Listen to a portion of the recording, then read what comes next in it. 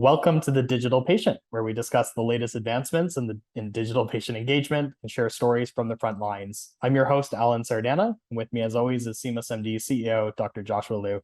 Today, we're joined by our very special guest, Kathy Azeez-Narain. Kathy Azeez-Narain is the Chief Digital Officer at Hoag. In this role, Kathy leads the development of Hoag's digital strategy and transformation to maintain Hoag's position as an innovator in delivering both the highest quality care and exceptional patient experiences. This includes optimizing the relationship between our patients and their health information data, utilizing digital tools to develop, design, and enhance the patient experience, and effectively moving patients from offline to online by way of a comprehensive digital ecosystem. Kathy is a digital product leader with more than a decade of experience in product development and marketing within the financial services industry. She joins Hoag from American Express, where she held various leadership roles driving digital product, marketing, and data strategies for the company. It was here that she delivered some of the first ever digital solutions for the organization, including mobile experiences that better connect businesses to their cards, centralized data platforms, and in-house design/creative solutions and teams. Kathy, welcome to the show. Thank you for having me. It's an honor. Honestly, you've led the most rewarding career, having been, like I said in the bio, really at the center of digital transformation for the financial services industry with Amex for the past decade and a half, really. And recently you decided to lean into this new opportunity, and this time it's in healthcare, but once again, you've kind of found yourself at the forefront of digital transformation. I recall from just a bit of research, you earned your bachelor's degree in computer science. I was curious, just to start the whole conversation, like what initially drew you to computers and digital and computer science? I think if I go back to my, college self of when I was making that decision, I graduated high school very young. I'm South American born. And so my parents migrated from South America to the US. I was 15 when we moved here. And moved here we moved to New York, and so I'm from New York, actually. And so as we came and I went to high school, I got tested. They said, listen, you passed everything. We're kind of just going to make you a senior and you're going to go off and graduate at 16. And so that's what kind of happened. Wow. And I was heading into college and there was this decision in front of me about, like any person going into school at that point, what do you want to do? And I had two choices. I was like, I would love to spend all day reading Shakespeare. Or, I really liked science and the world of science. Maybe I could go do something there. But there wasn't like, oh my goodness, I wasn't one of those people that was like coding, really wanted to just be a coder or a programmer or anything like that, right? And of course, my parents got involved in the decision like, what? You're just going to go read Shakespeare? No, you're going to go do science instead. And fast forward, I ended up going into computer science out of interest of like hearing about it, but not necessarily a lot of the history you hear with people going into that path. They had such a passion with computers and tech from an early age. And I wouldn't say that I was there, right? And so I got into it and I loved it. And in my class, ended up just being, one of the very few females in STEM related type degree. It was challenging, but at least maybe that's a defining character trait where I really liked hard things. And it's definitely a hard curriculum, but I don't regret it. So I ended up going into computer science, graduating with that, and moving into my career after that, very shortly after that. And I guess, Kathy, I mean, computer science and then marketing.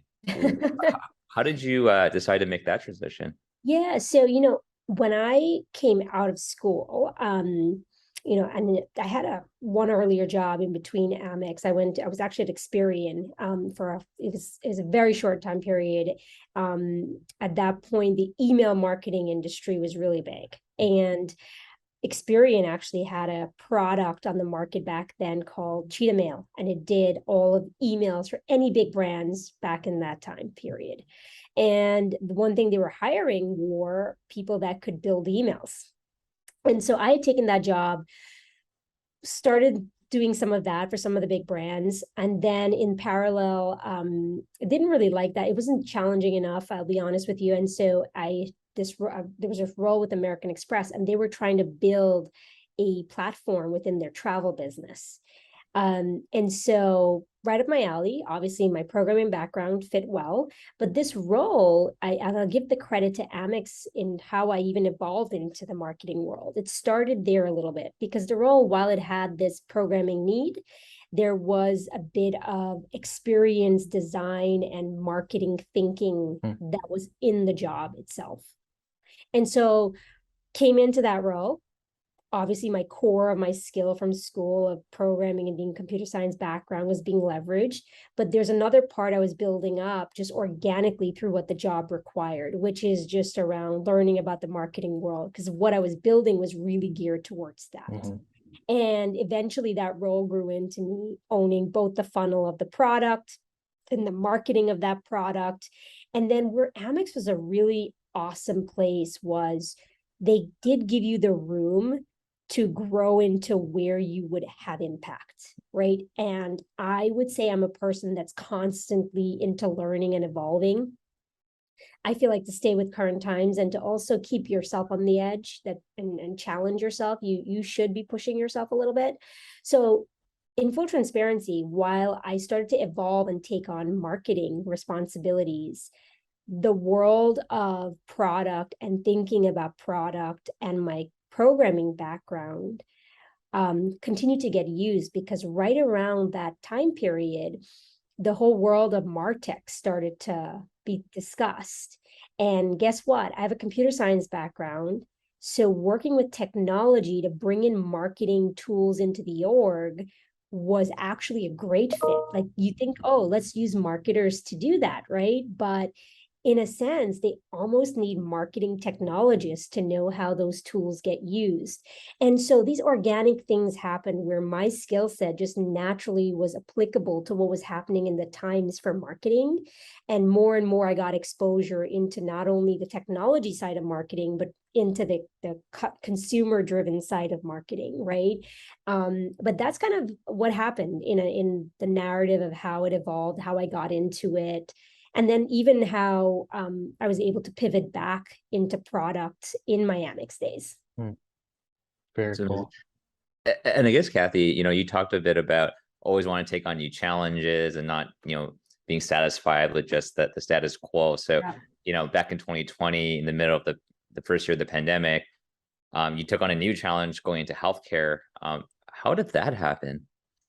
So that one was an interesting one. I'll be honest, when I was first started talking to Hoag, it was pre-pandemic. We started talking, I think, towards the fall-ish time period, probably right around now, actually, in 2019.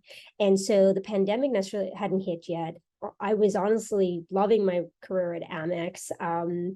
And when they reached out, at first I was like, no, I'm in New York. I don't really want to move. And to be fair to Hoag, it's not the only organization that had ever reached out. I really loved the brand. I was at Amex for 15 years. So it wasn't, and I'd gotten my career progression and the ability to do more, take on scope and learn in that time period. And so when Hoag came, at first it was like, no, I don't know, moving from New York to California wasn't in the cards really. But they did an awesome job of saying, hey, just come out and meet us and hear about healthcare a bit. Now, the backstory with healthcare and me is I have my son is 7 years old, and I have a daughter now too, and she's a bit younger. She's not even 1 yet. But my 7-year-old, when he was born, I remember going in to have him, and it was such a going through the experience, and everything didn't go perfect in that delivery. And so I came out of it, and there was a niggling thought of we could do so much to help if there's more digital, not necessarily just tech, because they have tech all over the places in hospitals and clinics and whatever else. It wasn't more tech. It was more, if they can figure out how to integrate some of that, it could actually really create a better experience. So I left, that experience coming out of it. Now, fast forward, in my thinking, I always start to play around with this concept of, if I do leave financial services, I think healthcare education would be two areas I'd look at. Then Hoag reached out.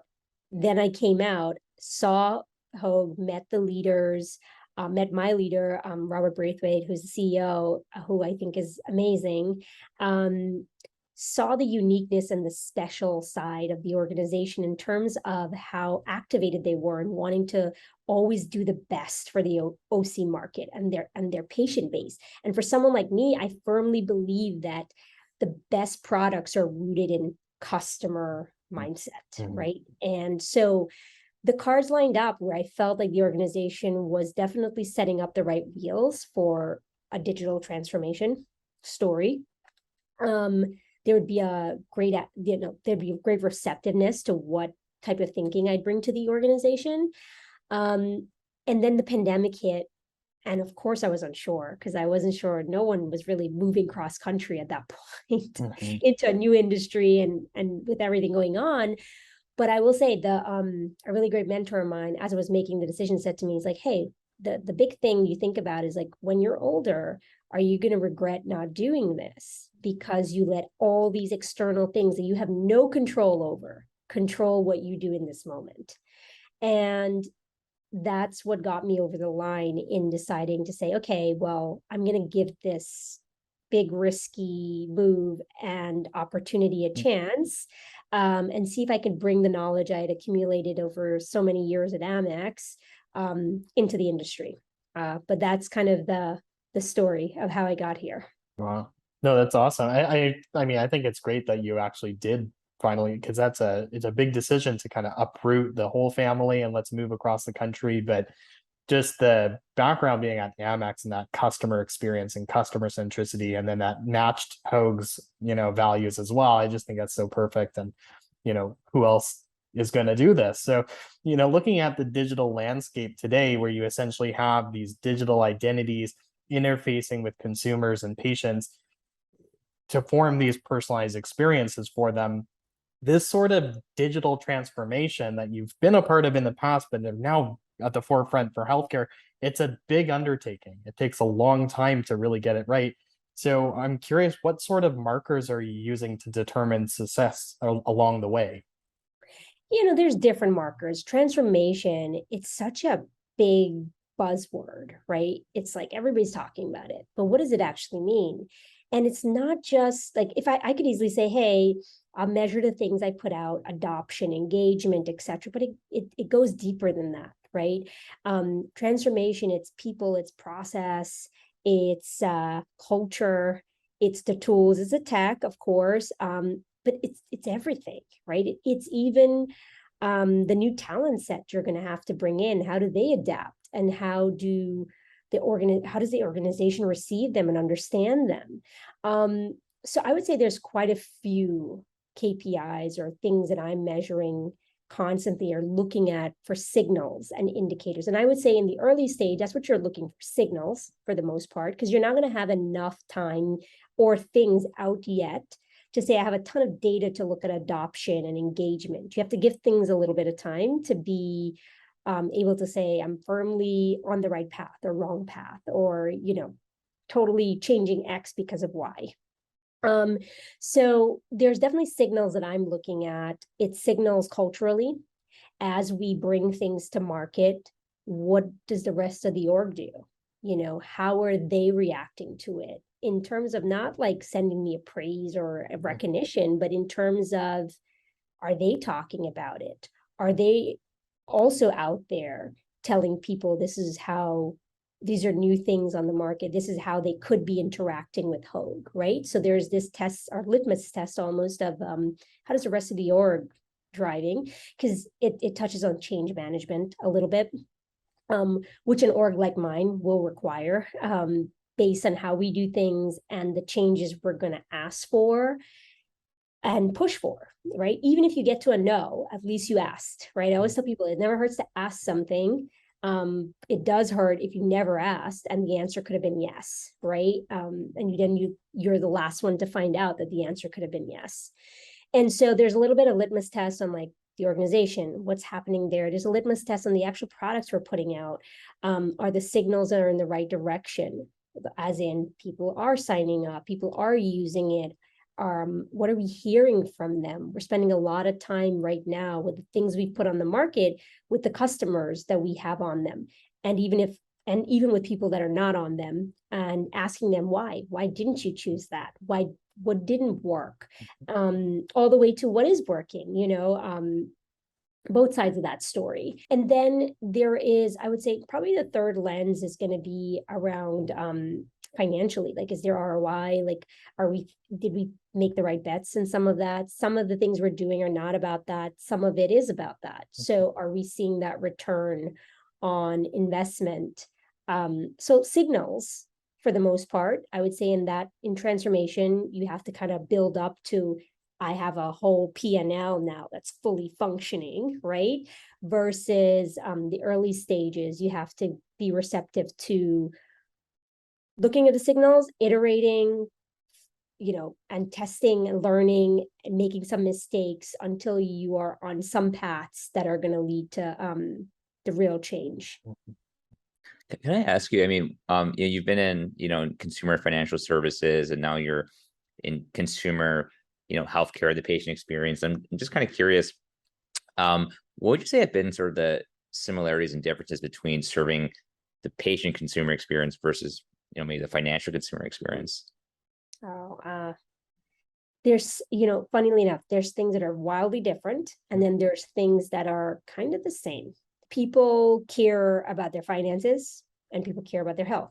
The degree in which they care varies. If I'm healthy, I care. I'm checking in to make sure everything's good on the healthcare side. If I'm not well, the care level, like everything else, becomes non-existent almost, and you get really obsessive over that. I would say, especially if you go into something serious, a serious condition or something like that, right? So the emotional state is very different.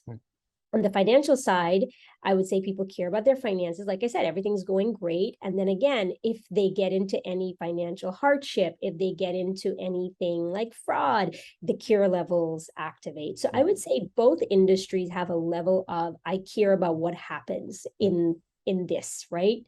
It's a little bit less transient than, oh, I bought this outfit and I hate it and I'm going to send it back, right?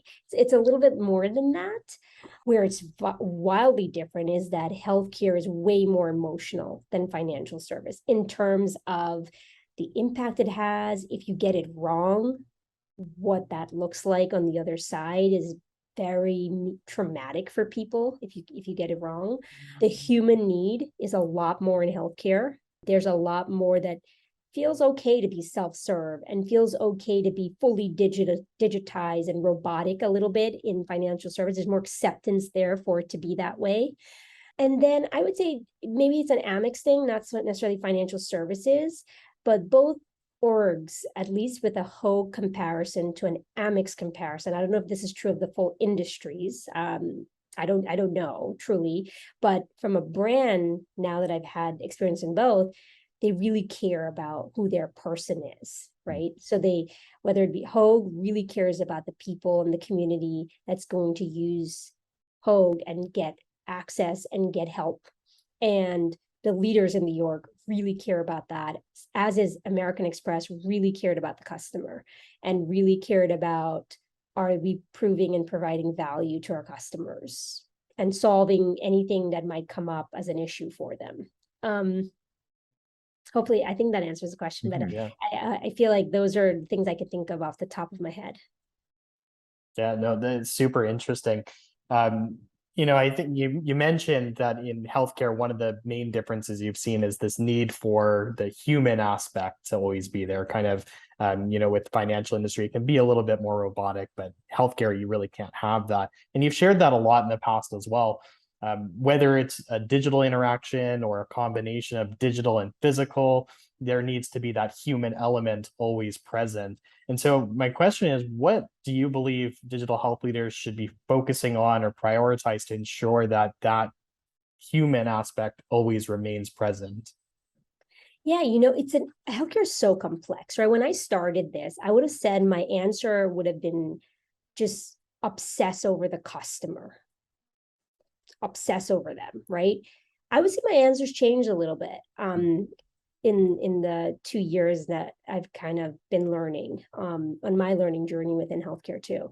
And I would say it's obsess over the customer still, but also really get an understanding of what can help drive influential conversations with the insurers and payers in getting them closer to the customer too.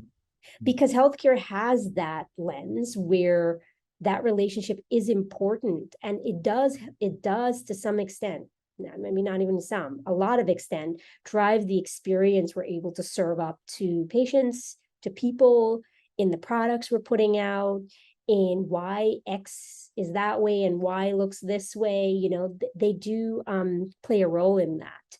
And so the other thing I would say is if you get obsessive about just anyone that is meaningful in the system. So in my mind, it would be your patient, your partners at the insurance level, the physicians, the nurses, the people who touch that patient and are with them along the way. If you get obsessive across those three kind of buckets and really spend time with them, really understand the problems, really understand how they think about the problems, how they define them, and maybe to some extent be in the middle to try to narrate the stories so you can bring some understanding from different perspectives to the groups that are not doing it, right? You can hopefully get to solution things better than others, right? Because you're not just sitting there in the middle. What I mean is you're not just sitting there in the middle saying, okay, well, I'm going to learn, you know, I'm going to work with this insurer and I'm going to learn, I'm going to do my customer research, I'm going to learn, and I'm going to meet with the providers and learn.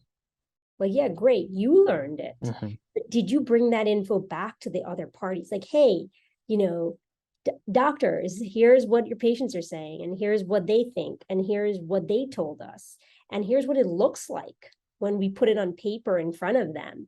And our insurance providers, here's what the people are saying, here's what the physicians are saying. And my hope is that obsession and that constant, not a one-off conversation, right? Not a one-off meeting that takes, you know, we all block 2 hours, half a year, but maybe some constant reminders and dialogue, and hopefully they're open to that,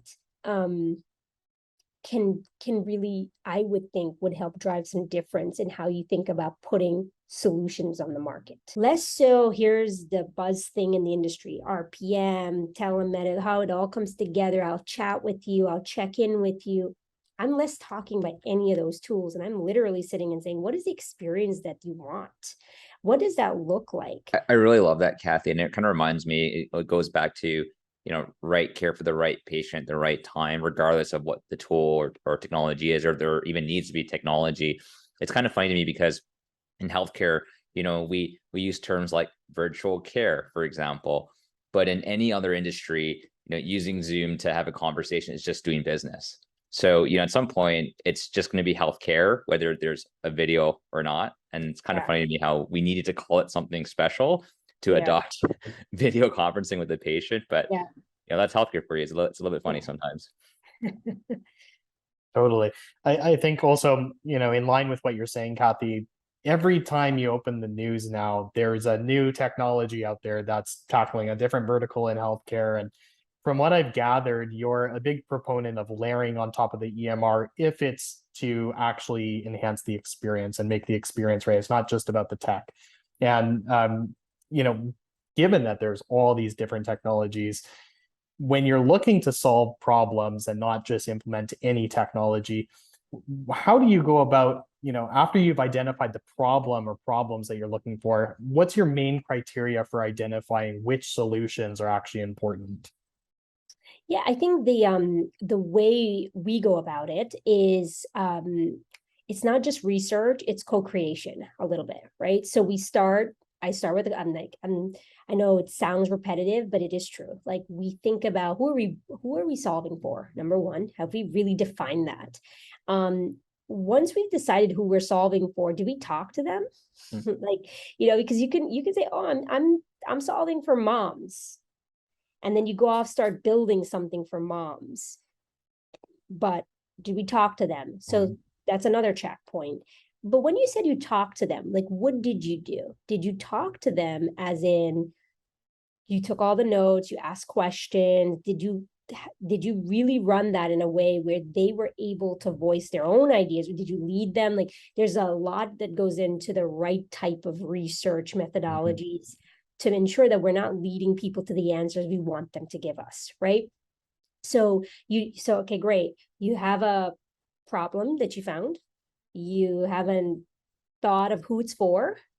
If you solved it, you spoke to some people that fall into that. Did you come back and show them what you were thinking could solve the problem for them? And the reason this is important is because what people say is not necessarily what they mean many times. So you have to somehow bring to life what you heard and what you understood from them. And if you want to really then decide on what to spend the time on, you got to go back and you got to say, hey, look at this. You said, you wanted a faster horse, right? And here, imagine if Ford had come out and said, oh, here's a faster horse. And instead, you have to think about that concept of now, is this what you mean? As you drew it on paper now, is that what you meant? And going obsessively back. So for us, the way we're identifying what we do is through that process and through that feedback, continuous feedback loop. Because sometimes even after we've shown on paper and we launch, you learn more things because then the person starts using the thing. And they didn't even know they had this feedback, but as they started using it, more things come up that could be useful, right? And that's when I start to make decisions on what other tools need to come into the mix and what other technology could be helpful here and how does it integrate, right?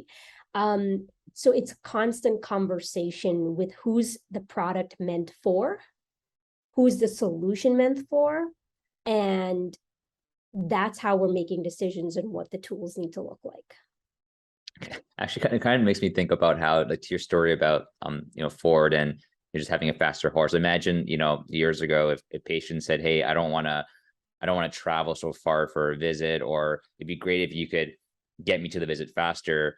People could have spent years trying to build, I don't know, a faster vehicle to bring a patient to the clinic, when instead a better solution might be, hey, let's just virtually talk and don't have to travel at all. But if you just asked for like a faster vehicle, that's what you would have gone in instead of a virtual visit. So that's an absolutely great point. I love the idea of the co-creation. But I think to your point, the big thing is the iteration, the feedback loop there. So it doesn't just stop with the launch. It's there's V1 and there's like 1.1, 1.2. It's going to keep going. Is that I'm just curious, like how that process translated to this innovation that you launched, I think earlier this year, Hoag Compass app. So do you mind maybe sharing a bit more and let's highlight that, like what is Hoag Compass and how did you develop that idea and how's that going? Yeah, well, we have two things on the market that we put out. So I'll do a little pitch on just what they were. One is Compass, as you mentioned, and Compass was meant to test into one problem we heard loud and clear, right? People's definition of primary care is pretty saturated in the market, right? They see it as this very transactional, hey, I see a primary care doctor for everything but non-serious things kind of input is what you kind of hear in terms, right? I'll get my annual, they'll help me do the checkup part. Is everything working okay? And then hopefully everything's great. That blood work comes back, that EKG checks out, and whatever else in those testing comes back good. And if not, they'll send me down the different funnels of who I need to now go see, whether it be imaging, whether it be a specialist, etc. And so when we thought of Compass, we said, hey, there's a couple pieces of that thinking that we know people are just doing it, but they don't love it. One is to the point of, well, how about you just give me the options, the choice, access the way I want it. So physical and virtual, enabling both and making sure that you can access the product, the world of primary care, however you need, whether it be physically, you can come to the location here that we have a Jamboree, or you can virtually access it. The second tier is, how do we connect you into the specialist funnel, right? If something is wrong, how do we bridge that? How do we make it easy? How does it not become another handoff point, right? Because it's very handoff in healthcare today. And the third is what other legs and information and knowledge and guidance are people looking for that they don't get from the relationships today. So we talked about, you have the primary care, you have if something's wrong, a specialty care, but what about everyday living, right? And so we brought in a nutritionist, exercise, and mindfulness as 3 pillars of coaching that you can have access to. And those coaches create, in partnership with your primary care, more of a personalized care plan. And the care plan is really around, you saw your primary care, there were some things here that we think you should work on, and now you have access to these coaches to really help you get to working on those things. So that nutshell is what got put on the market in Compass. So you have a digital app component and you have the physical location component, and all those resources are accessible through the product. Yeah, it's really cool. So Compass, so like I said, in early stage, launched early April. We're hearing a lot of positive things, but we're also learning a lot of things. And so the nice thing with a product like this is we are learning, but we're not just learning and shelving it in a book. We're learning and iterating as we speak to figure out, is this really going to impact and in a meaningful way, and give people a different version of healthcare that, they've been talking about, they're asking about, but the definitions that are out there, the products that are out there are still meeting the same bar that they're used to some extent. The second is Nona, and this one is really focused on postpartum and moms who've delivered a baby. And so the idea, and it's not an idea, what we heard loud and clear from moms is, again, I feel transactional in the healthcare system too. Like, I had a great birth experience, especially the moms at Hoag. I loved my time delivering at Hoag. I got to experience that firsthand. My little one that I had late last year.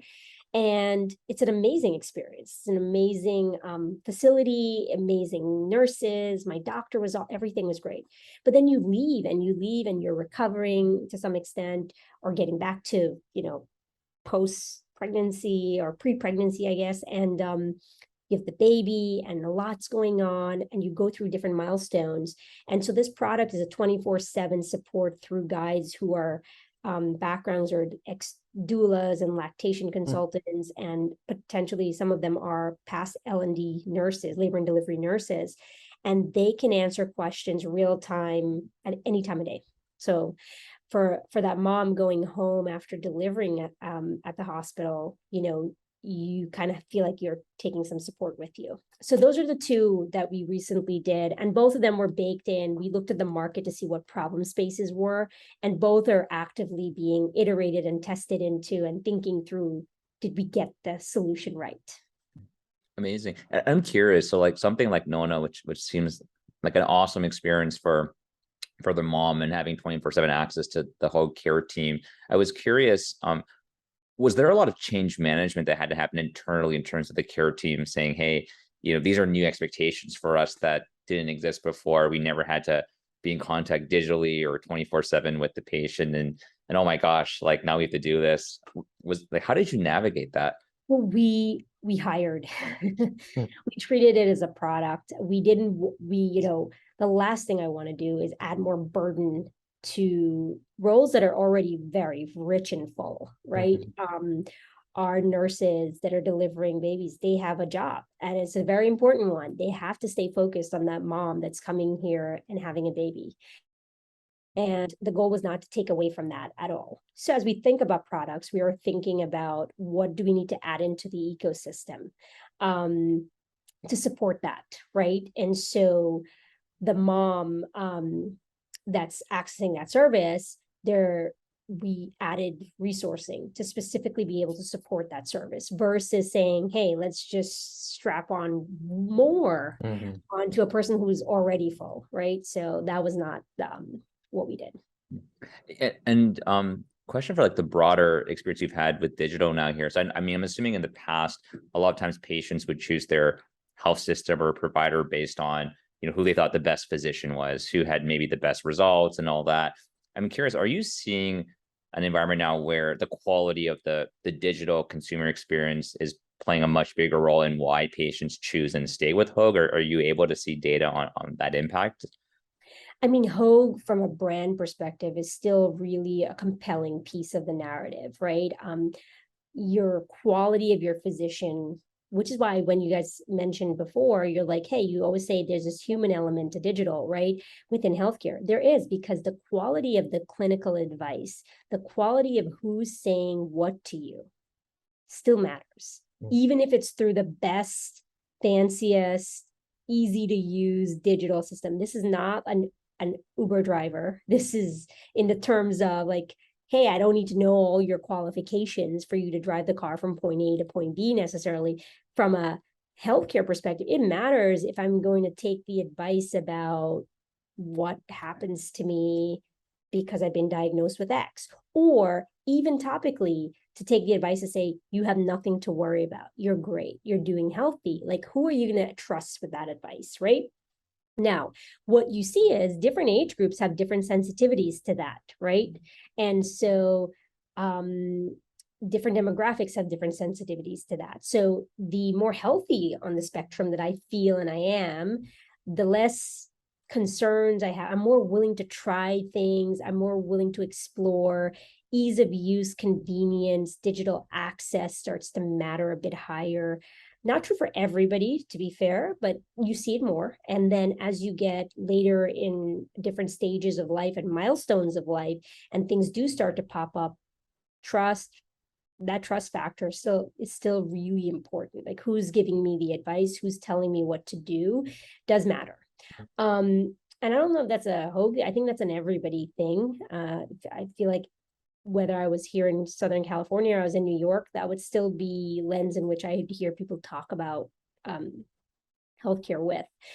That said, I think for non-serious things and conditions and or parts of the healthcare journey, people are definitely looking at more easy to use, quick paths, digitally friendly, makes a difference. And you are seeing that in the market in spades, right? It different when you get to the more serious things or chronic things. The decision making is a little bit different. That makes a lot of sense. It does. Kathy, on a previous podcast, this is the last question that I wanted to really, like, I want to get your opinion on this because I feel like it'll be phenomenal. But on a previous podcast, you actually mentioned how you go about cultivating innovation and a transformative or transformational thinking amongst your teams. And you kind of put it into three buckets. You said, one, you inspire the culture of intellectual bravery. Two, encourage critical thinking. And three, expect and encourage failure for iteration. And I really love all those points. But what I was really curious about is, how do you mitigate potential implicit bias that a team might have, especially when you're designing something that is for such a broad user base, the consumer experience and the patient experience? How critical is it to ensure that the bias of the team is illuminated? Are there specific processes you put in place to account for this, or how do you think about that? Yeah, I think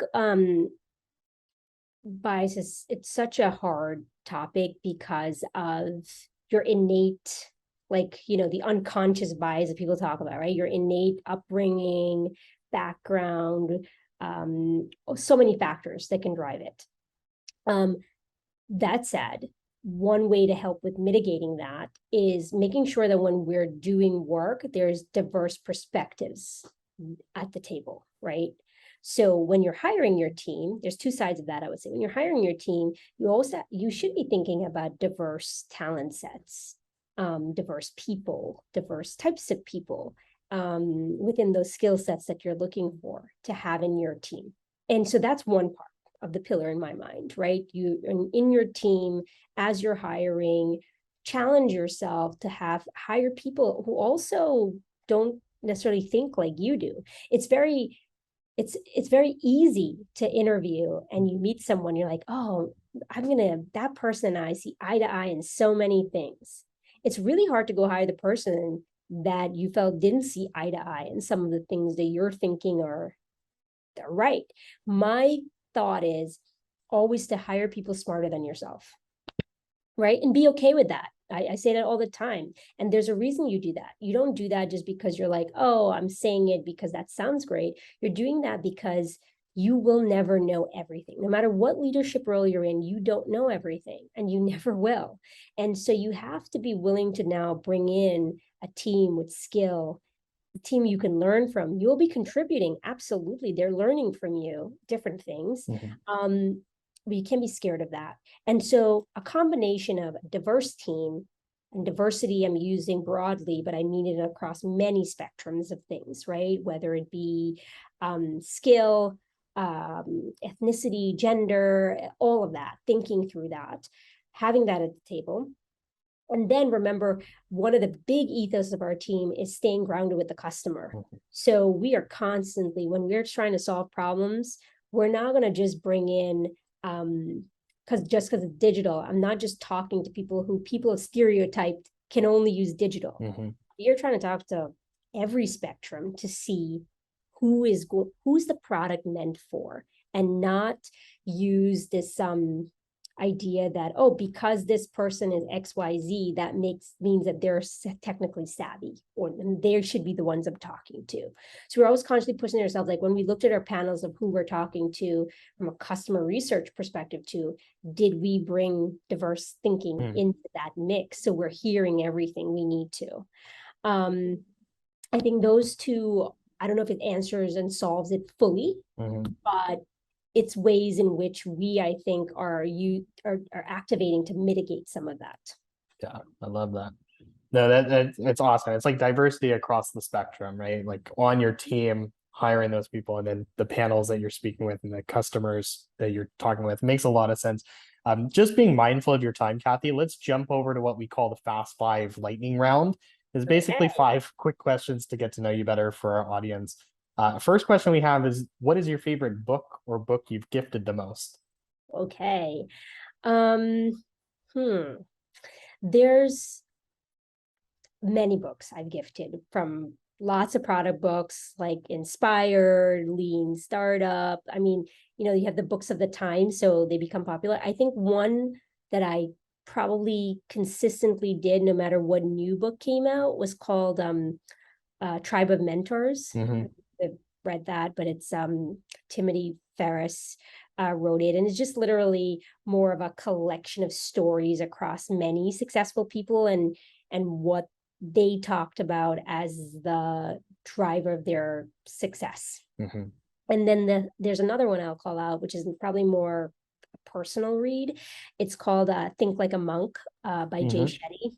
And that one I've been gifting a little bit, because I do feel when you're running on 200% all the time, sometimes it's good to read something that reminds you to live in the present, not just run away, always thinking that you know what tomorrow is about, but really something to ground a little bit more holistically and at home for myself, with my family, and how do you be more present and think about the present. And so I think that's one I've been gifting a little bit more.